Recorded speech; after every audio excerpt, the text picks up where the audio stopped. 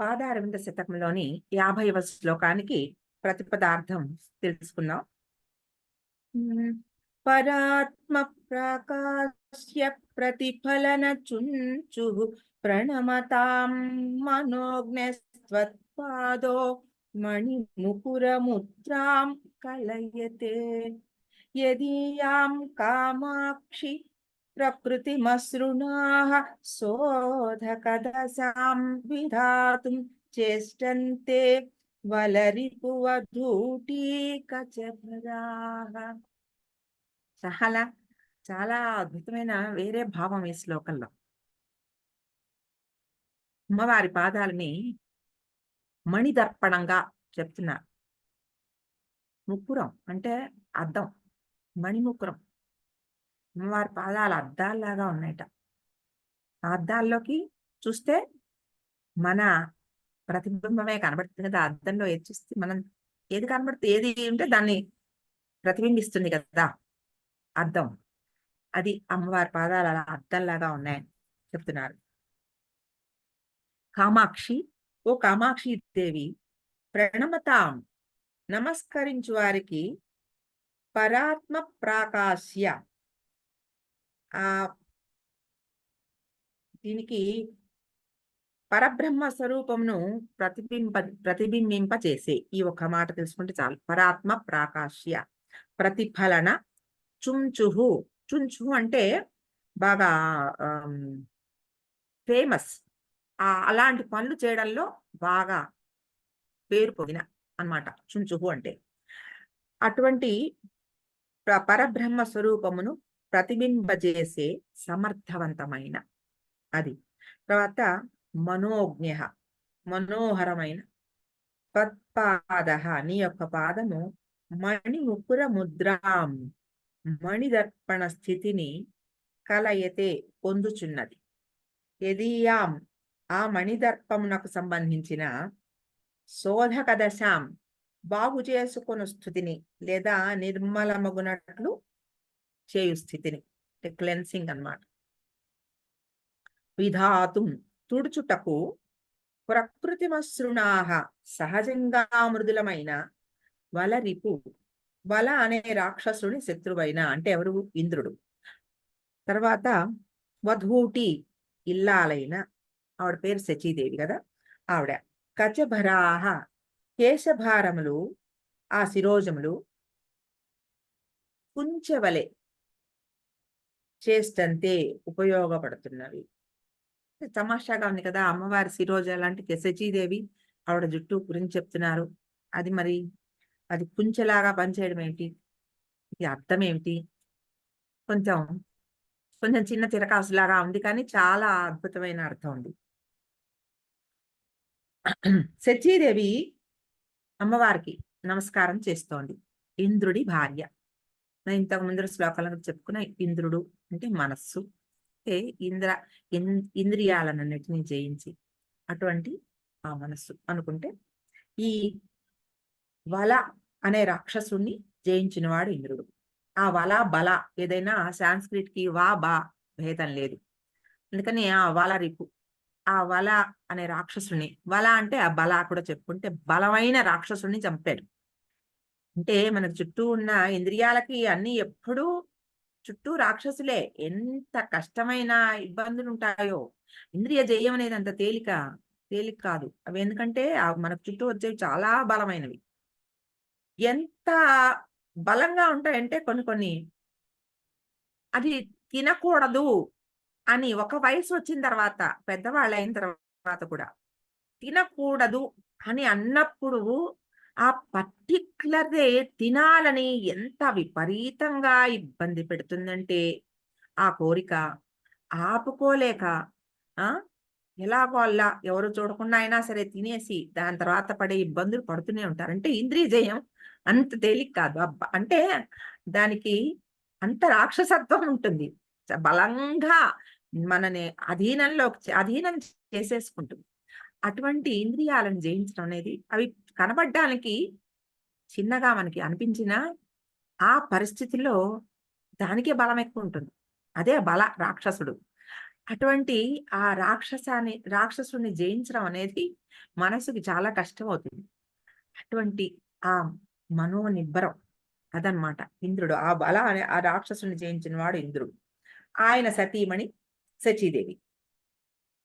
ఆవిడ అమ్మవారి పాదాలకి నమస్కరించింది. నమస్కరించడానికి ఆవిడ పాదాల మీద తల మోపింది. ఆ పాద ఒక పీఠ పీఠం ఉంటుంది కదా! ఆ పీఠం దగ్గర ఆవిడ తల పెట్టింది. ఆవిడ కచభారం అంటే జుట్టు శిరోజాలు ముడేసుకోలేదు. ఆ జుట్టు మొత్తం అమ్మవారి పాదాల మీద పడింది.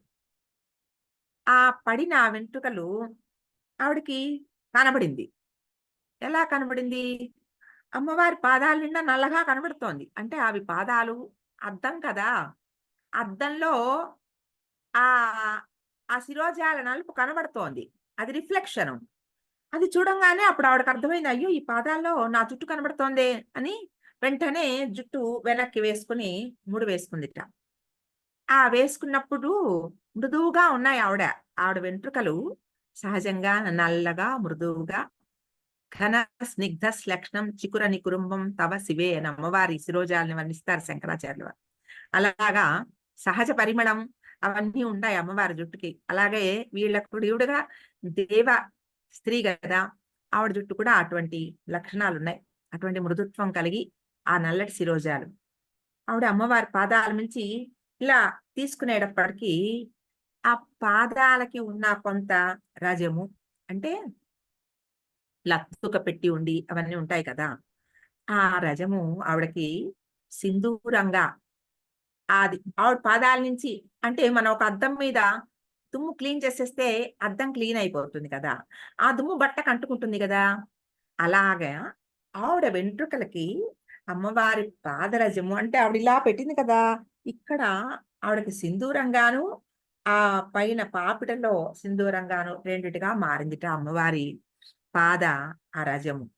అంటే ఎంత అద్భుతంగా ఆ స్వచ్ఛత పాదాల స్వచ్ఛత అంటే అవి అద్దంలాగా కనబడుతున్నాయి అని చెప్తూ అమ్మవారి పాదాలకి ఉన్న ఆ రజము పాదరజము ఆవిడ శచీదేవి యొక్క ఆ సింధూరంగా మారి ఆవిడకి తన భర్త యొక్క ఆ సంపూర్ణ ఆయుర్దాయం కోసము అన్ని విషయాల్లోనూ జయం కోసము అంటే ఒక స్త్రీ యొక్క ప్రతి ప్రార్థన తన కుటుంబం వృద్ధి కోసమే ఉంటుంది కాబట్టి ఆవిడకి ఆవిడ భర్త యొక్క విజయం ఇటువంటి ఇంకే రాక్షసులు ఏ రాక్షసులతో అయినా యుద్ధం చేస్తున్నప్పుడు ఆయనకు విజయం ఆ విజయం కోసం ఆవిడ ప్రార్థిస్తూ ఉంటుంది కాబట్టి ఈ విజయాలన్నీ ఆవిడకి అమ్మవారి పాద రజంతోటి అలా సంభవించాయి అని చెప్తూ అలా ఎలాగైతే ఆవిడకి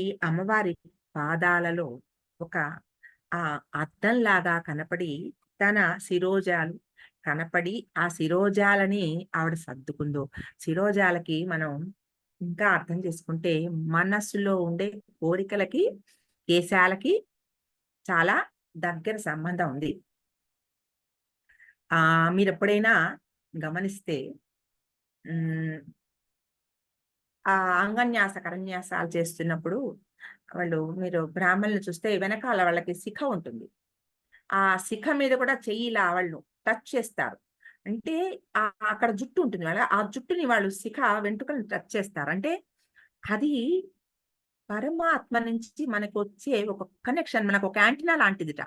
హెయిరు అటువంటి ఆ కనెక్షన్ ఇస్తుందిట. కాబట్టి శిరోజాలు మనలో మన మనో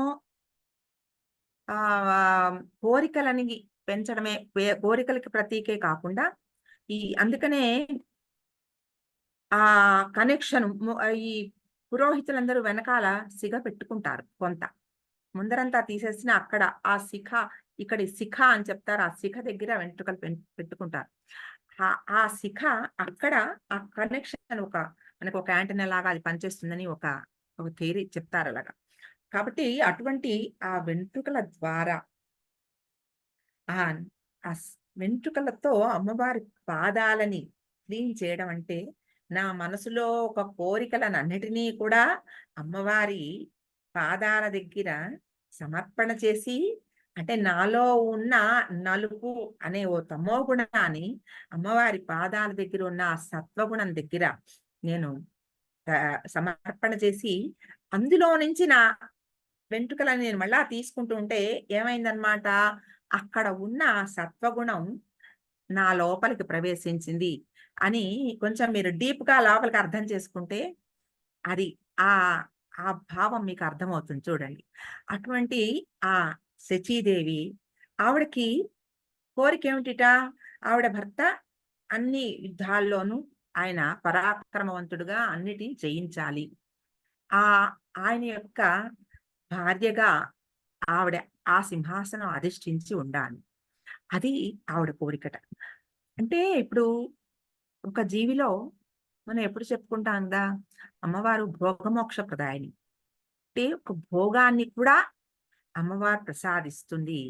కోరిన కోరికలలో నీకు కావాల్సిన అన్నిటిని ఇచ్చి చివరికి మోక్షప్రదాయిని అని చెప్తున్నారు. కాబట్టి ఇందులో ఆ ఇంద్రుడి భార్య శచీదేవి ఆ అమ్మవారిని తన భర్త యొక్క విజయాలకి, ఆయుర్దాయానికి, తన ఆ ఆహ్, రాణిత్వానికి ఆవిడ కోరుకుంది. కాబట్టి తన ఆ వెంట్రుకలతోటి అమ్మవారి పాద మణి ఉంగరాన్ని అలా శుభ్రం చేసింది తన వెంట్రుకలతోటి అని ఇక్కడ ఒక భావం చెప్పారు. రెండో భావం ఏంటంటే ఈ అద్దము ఏ కోరికలు అంటే ఒక సాధనా స్థితిలో, ఒక ఉన్నతమైన స్థితిలో ఉన్న ఒక భక్తుడికి, ఆ సాధకుడికి అమ్మవారి పాదాల్లో ఏం కనపడుతుందిట? ఆత్మస్వరూపం ప్రతిఫలన ప్రాకాశ్య పరాత్మ. ఆ పరాత్మ, పరమాత్మ. అటువంటి ఆ పరమాత్మ ఆ అమ్మవారి పాదాల్లో కనబడుతుందిట. ఆ పరమాత్మ ఇది నాకు ఏం కనబడుతోంది ఇది అని ఆ సాధకుడు అనుకుంటే, తన లోపల ఉన్న ఆత్మే అంటే మనం అద్దంలో ఏం చూస్తాం? మన బింబాన్నే మనం చూస్తాం. మనకక్కడ ఏముందో అదే అక్కడ మనకు కనబడుతుంది. రిఫ్లెక్షన్ కదా! స్ కాబట్టి ఆ అమ్మవారి పాదాల వద్ద నమస్కరిస్తున్న ఆ సాధకుడికి, ఉత్తమమైన సాధకుడికి అమ్మవారి పాదాల్లో పరమాత్మ స్వరూపంగా తన ఆత్మ దర్శనం అవుతుందిట. ఆ దివ్య దర్శనం అమ్మవారి పాదాల్లో అవుతుందిట. అటువంటి అద్భుతమైన అంటే ఒక సాధారణంగా కోరుకునే కోరికలని తీరుస్తూ కూడా తర్వాత ఉన్నత స్థితికి మార్చి ఆ సాధకుణ్ణి ఆ సాధన ప్రభావం వలన ఆ తన పాదాల యందే మోక్షాన్ని కూడా అంటే పరమాత్మ స్వరూపాన్ని చూపించి నువ్వు పరమాత్మ ఒకటేరా నువ్వే అంతా అది అంతా నువ్వే అని చెప్పే ఒక తేలికగా అంత తేలికగా మోక్షాన్ని ప్రసాదించగలదు అటువంటి పరమాత్మ దర్శనం చేయించగలదు అని అటువంటి చిద్ఘన శుద్ధాత్మ స్వరూపం అమ్మవారి పాదములు. చిద్ఘన శుద్ధాత్మ అంటే చిద్ఘన అంటే చిత్తం అంటే చిదానందం అని మనం చెప్పుకున్న సచ్చిదానందం.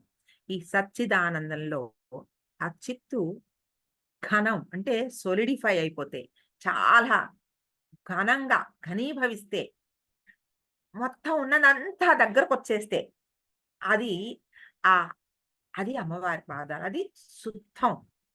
అటువంటి శుద్ధ ఆత్మస్వరూపం అమ్మవారి పాదం అని ఇందులో చెప్తున్నారు.